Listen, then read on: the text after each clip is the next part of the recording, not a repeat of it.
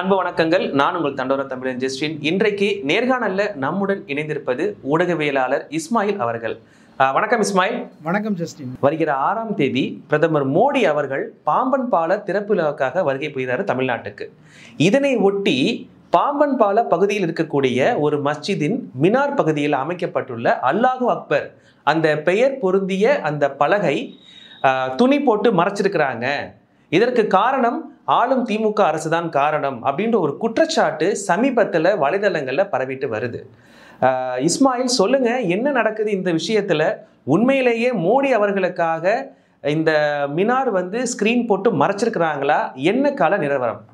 அதாவது மோடி வர்றதுக்காக மறைச்சிருக்கிறாங்களா அப்படிங்கிறது முழுமையாக தெரியலை. ஆனால் மறைச்சிருக்கிறாங்க. அது எதிர்ப்பு வந்தோன்னு உடனே அதை அகற்றியிருக்கிறாங்க.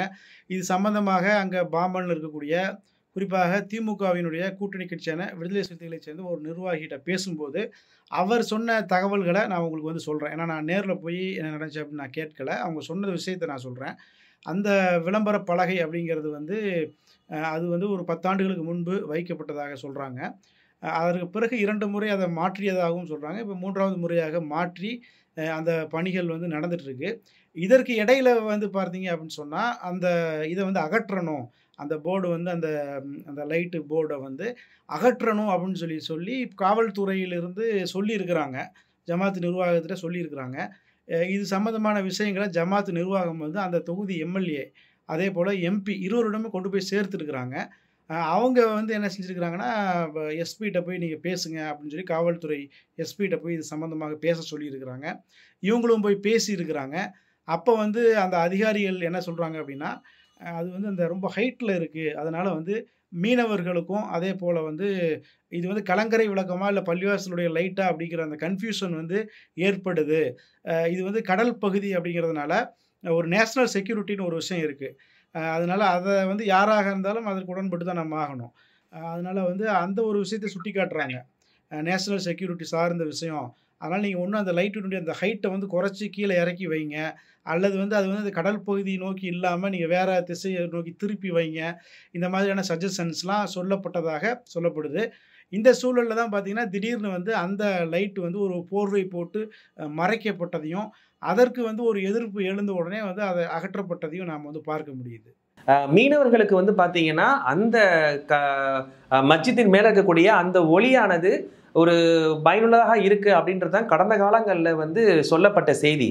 இன்றைக்கு திடீர்னு ஏன் இவ்வளவு நடக்கணும்? அதுவும் மோடி அவர்கள் வராருன்னு சொன்ன உடனே அதற்காக மறைக்கப்பட்ட மாதிரி இருக்கு அப்படின்றதானே செய்தியே. இல்லை, இதில் நாம் பார்க்க வேண்டிய விஷயம் என்னென்னா, காவல்துறையோ அல்லது இந்த இப்போ போர்வை போட்டு மூடியது யார் அப்படிங்கிறது நாம் கேட்கும்போது அவங்களே சரியாக தெரியல, அதை பற்றி விசாரிக்கணும். காவல்துறையை டைரெக்டாக போய் மூடினாங்களா, இல்லை காவல்துறை சொல்லி ஜமாத்து நிர்வாகத்தின் சார்பாக அதை மூடினாங்களா, என்ன ஏது அப்படிங்கிறது முழுமையாக ஜமாத்து நிர்வாகிகள் கலந்து பேசி தான் அங்கே சம்பவத்தப்போ என்ன நடந்தது அப்படிங்கிறத நம்மளால் சொல்ல முடியும் அப்படிங்கிற விஷயத்தை சொல்கிறாங்க. இதில் மோடி வர்றாரு அதனால் மூடுறாங்க வைக்கிறாங்க, இந்த ஆங்கிளே நமக்கு தேவையில்லை அப்படிங்கிறது தான் என்னோடய பார்வை. ஏன்னா நமக்கு இன்றைக்கு வக்ஃபு மசோதா தாக்கல் செய்யப்பட்டிருக்கு. இன்று நாடே அதை பரபரப்பாக அதை பற்றி நம்ம பேசி கொண்டிருக்கிறோம். இந்த சூழலில் ஒரு டைவர்ட் பண்ணக்கூடிய விதமாக இந்த மசூதியினுடைய அந்த போர்டு மறைக்கப்பட்ட விஷயம் நம்ம அதை பற்றி பேச வேண்டிய ஒரு சூழல் இருக்குது. பொதுவாக ஒரு 2 விஷயத்தை நான் இது பண்ணிக்கிறேன், கிளியர் பண்ணிக்கிறேன். ஒன்று என்னென்னா, திமுக சார்ந்த ஒரு தரப்பு இப்போ அவர்கள் மீது ஒரு குற்றச்சாட்டு, இந்த மாதிரி அவங்க ஆட்சியில் ஹோலி பண்டிகைப்போ உத்தரப்பிரதேசத்தில் பள்ளிவாசல்களை தார்ப்பாய் வைத்து மூண விஷயம் ரொம்ப பரபரப்பாக பேசப்பட்ட நிலையில் தமிழ்நாட்டிலும் அது போன்று நடந்திருக்கு அப்படிங்கிற அந்த சென்டென்ஸ், அந்த வாக்கியங்கள் சமூக வலைதளத்தில் பரவ ஆரம்பிச்சோன்னா இது ஒரு பெரிய இஷ்யூவாக மாறுது. எனவே தமிழ்நாடு அரசும் இஸ்லாமியர்களுக்கு, ஏன்னா இஸ்லாமியர்கள் இப்போ பல தரப்பு தாக்குதல்களால் ரொம்ப ஒரு சென்சிட்டிவான ஒரு நிலையில் இருக்கக்கூடிய சூழலில், ஒரு அச்சமான பதற்றமான நிலையில் இருக்கக்கூடிய ஒரு சூழலில் திடீர்னு தமிழ்நாட்டிலையும் இப்படி ஒரு விஷயம் வருது அப்படிங்கும்போது அது உண்மையாகவே பலரின் கவனத்தை ஈர்த்திருக்கு. அது விவாதிக்கப்பட வேண்டிய ஒரு விஷயம்தான். அதே நேரம் அது என்னை பொறுத்த வரைக்கும் அது இப்போ முடிவுக்கு கொண்டு வரப்பட்டது அப்படின்னு தான் நான் நினைக்கிறேன். அது மூடியிருக்கிறாங்க, மூடினது உண்மை. இதில் என்னென்னா, இந்த திமுக தரப்பு அவர்கள் மீது குற்றச்சாட்டு சுமத்தும் போது அதை டிஃபெண்ட் பண்ணுறதுல தான் அவங்க குறியாக இருக்கிறாங்களே தவிர என்ன நடந்தது அப்படிங்கிறத முழுசாக அவங்களும் சொல்லலை அப்படிங்கிறத நம்ம பார்க்க முடியுது. இன்னொரு பக்கம் பார்த்தீங்கன்னா, குற்றச்சாட்டு சுமத்துபவர்கள் அப்படி ஒரு சம்பவம் நடந்திருக்கிறதுனால உடனே அதை ஒரு இஷ்யூ பண்ணுறாங்க. அப்புறம் அது அந்த திரை நீக்கப்பட்டதுக்கப்புறம் அவர்களும் அமைதியாக இருக்கிறத நாம் வந்து பார்க்க முடியுது. நேற்றைய தினம் வந்து ஒரு யூடியூப் சேனல்ல வந்து நேரடியாக அந்த பள்ளி வாசலினுடைய பொறுப்பு இருக்கக்கூடிய ஒருத்தட்ட வந்து ஆடியோ காலில் பேசுறாங்க. அவர் சம்பந்தப்பட்ட அவர் சொல்றாரு, அப்படிலாம் ஒன்றும் கிடையாதுங்க, இது ஒரு சாதாரண விஷயம், இதை பெருசாக்கிட்டாங்க, வேலைகள் நடைபெற்று கொண்டிருந்தது, அதனால மூடி வச்சிருந்தாம தவிர எந்த ஒரு அழுத்தமோ எந்த ஒரு பிரச்சனையோ எதுக்கும் கிடையாது அப்படின்ற மாதிரி வந்து அவருடைய கருத்தை வந்து அவர் தெரிவிக்கிறாரு. இருந்தாலும் கூட இதுல வந்து மறைக்கிறாங்க, இதுல பிரச்சனை இருக்கு அப்படின்ற ஒரு குற்றச்சாட்டு தான் போயிட்டு இருக்கு. இதை எப்படி பார்க்க முடியுது? இது என்ன காரணம், என்ன நோக்கம், நீங்க என்ன சொல்றீங்க இஸ்மாயில்? அதாவது அந்த பள்ளிவாசலுடைய நிர்வாகி பேசுன மாதிரி ஒரு ஆடியோ வந்து சமூக வலைதளங்களில் வந்துட்டு இருக்கு. நானும் பார்த்தேன். அது ரொம்ப ஷார்ட்டாக இருக்குது. என்ன இது விஷயம்னு கேட்கும்போது, பள்ளி மராமத்து அதனால நாங்கள் மூடியிருந்தோம், இப்போ திறந்துட்டோம் அப்படிங்கிற மாதிரி ஷார்ட்டாக இருக்குது. அது வந்து நாம் விசாரிக்கும் போது நாமளும் வந்து ஒரு விடுதலை சிறுத்தைகள் நிர்வாகிகிட்ட தான் நம்ம பேசணும். அப்போ அவங்களும் ஆளுங்கட்சி தரப்பை சேர்ந்தவங்க தான். அப்போ அவங்க என்ன சொல்கிறாங்கன்னா, இது வந்து அப்படி கிடையாது, அதாவது மராமத்தினால வேண்டி மறைக்கப்பட்டது அப்படி வந்து கிடையாது. ஏன்னா இந்த பிரச்சனை முன்னாடி இருந்து இருந்துகிட்டு இருக்கு. முன்னாடி தான் அந்த போர்டு சம்பந்தமான பிரச்சனை இருந்துகிட்டு இருக்கு. இதற்கு முன்பு பிரவீன் தொகாடியா என்பவர் விஸ்வ இந்து பரிஷத்தை சேர்ந்தவர். அவர் வந்து இந்த பாம்பன் பாலத்தை நம்ம வந்து வரும்போது இந்த பள்ளிவாசல் தெரியுது, மினரா வந்து தெரியுது அப்படின்னு சொல்லி அதை ஒரு மினராகவே ஒரு பிரச்சனையாக அவர் முன்னிலைப்படுத்திட்டு ஒரு பரபரப்பை ஏற்படுத்திட்டு அவர் போயிருக்கிறார். அப்போது இருந்தே அது அந்த மினராங்கிறது ஒரு கவனிக்கப்படக்கூடிய விஷயமாக இருந்துட்டு இருக்கு. இதற்கிடையில் வந்து இந்த போர்டு விஷயம் வந்து வருது. இது ஒரு 10 ஆண்டுகளாக நடந்துட்டு இருக்கு, இந்த போர்டு வச்சது இதெல்லாம். அப்போ வந்து திடீர்னு வந்து இது பள்ளி மராமத்துக்காக வேண்டி அதை மறைச்சதாக அவங்க வந்து சொல்லலை. அவங்கள்ட்ட கேட்கும்போது அவங்க தான் அதுக்கு விளக்கம் சொல்கிறாங்க. அப்படி சொல்லும்போது அப்படி மராமத்துக்காக வேண்டி மறைக்கலை. ஏன்னா மராமத்துங்கிறது உங்களுக்கு ரம்ஜானுக்கு முன்னாடி நடக்கும். அதற்கு பிறகு ரம்ஜான் மாதத்துலேயே அது வந்து பூர்த்தி செய்யப்பட்டு இந்த 27வது அந்த லைலத்துல் கத்ர் அப்போல்லாம் வந்து பார்த்திங்கன்னா உங்களுக்கு எல்லா பள்ளிவாசல்களும் அந்த எந்த விதமான தடுப்புகள் எதுவுமே இருக்காது. எல்லாம் அலங்கரிக்கப்பட்டு தான் இருக்கும்.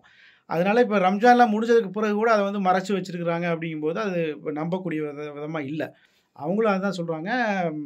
அது ஏன் மறைச்சாங்க, யார் மறைச்சாங்கங்கிறத கொஞ்சம் பேசிட்டு தான் சொல்லணும் அப்படிங்கிறாங்க. அப்போ ஆக மொத்தத்தில் அது வந்து அது மறைக்கப்பட்டதற்கு பின்னாடி ஒரு காவல்துறையினுடைய ஒரு பங்கோ, உளவுத்துறையோ அல்லது அரசாங்கத்தினுடைய ஒரு ரோலோ இருக்குது. அதெல்லாம் வந்து நம்ம மறுக்க முடியாது. அதே நேரம் எதிர்ப்பு எழுந்ததற்கு பிறகு, அதே நேரம் எதிர்ப்பை எழக்கூடாது, இப்படி ஒரு சம்பவம் மறைக்கும் போது அதனை வந்து விவாதிக்கவே கூடாது, அதை பற்றி பேசவே கூடாதுங்கிறது தப்பு.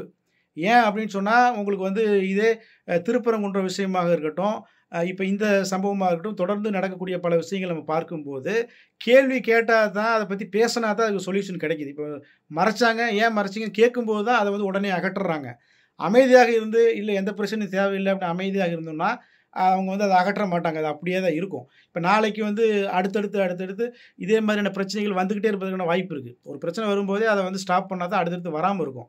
பாபர் மசூதி விஷயத்தில் என்ன சொன்னாங்க, ஒரே ஒரு பள்ளிவாசல் தானே, அதனால் என்ன இழப்பு ஏற்பட்ட போகுது அப்படின்னாங்க. இன்றைக்கி பாருங்கள், வக்ஃபு பிரச்சனை அப்படின்னு வருது. தொடர்ந்து ஒவ்வொரு பிரச்சனையும் வந்துட்டு தான் இருக்கும். இப்போ ஒரு பிரச்சனை வரும்போது அதுக்கு முற்றுப்புள்ளி வைக்கணும். அதே நேரம் வந்து ஜமாத்தின் நிர்வாகத்தின் மீது இருக்கக்கூடிய ஒரு பொறுப்பு இருக்குது. அதையும் நம்ம பார்க்கணும். ஒரு காவல்துறை வந்து சொல்லும்போது ஒரு எஸ்பியோ அல்லது வந்து கடற்படை அங்கே வந்து இருக்குது. இப்போ அவர்கள் தரப்புல இருந்தோ இது வந்து எங்களுக்கு இடைஞ்சலாக இருக்குது, இது நேஷனல் செக்யூரிட்டிங்கிற வார்த்தையை அவங்க யூஸ் பண்ணுறாங்க அப்படின்னா, அப்போது ஜமாத்தும் அதில் கவனமாக தான் இருக்கணும். இருந்தால் ஆகணும், வேறு வழி கிடையாது. யாராக இருந்தாலும் ஜமாத் தலைவர் திமுககாரர் அப்படின்னு சொல்லி சொல்லப்படுது. யாராக இருந்தாலும் ஒரு காவல்துறை உயர் அதிகாரிகள் சொல்லும்போது நேஷனல் செக்யூரிட்டின்னு ஒரு நாட்டினுடைய பாதுகாப்பை வந்து சுட்டி காட்டும் போது நம்ம ரொம்ப கவனமாக தான் இருக்கணும். அப்படி உண்மையாகவே அப்படி ஒரு அங்கே விஷயம் இருக்குது, அந்த லைட்டுனால் வந்து நேஷனல் செக்யூரிட்டி சம்மந்தப்பட்ட பிரச்சனைகள் ஏதாவது இருக்குது அப்படின்னா, அது உண்மையாக இருந்தால் நிச்சயமாக அதற்கு ஜமாத் நிர்வாகம் கட்டுப்பட்டு காவல்துறை சொல்கிறத கேட்கலாம், அரசாங்கம் சொல்கிறத கேட்கலாம், கேட்கணும். அதுதான் என்னுடைய கருத்து. இதில் வந்து பார்த்தீங்கன்னா, இந்த விஷயத்தில் வந்து அப்படி எதுவும் பெரிய ஒரு த்ரெட் இருக்கிற மாதிரி அந்த மாதிரி எதுவும் தெரியல. அது அந்த ஜமாத்து நிர்வாகிகள் தான் இது சம்மந்தமான விளக்கங்களை கொடுக்கணும். யூடியூப் சேனலில் ஒரு ஆடியோ கொடுத்துட்டு இதுதான் விளக்கம் அப்படின்னு சொல்லக்கூடாது. என்ன நடந்தது முழுமையாக அவர்கள் தான் விளக்கணும் அப்படின்னு நான் கேட்டுக்கிறேன்.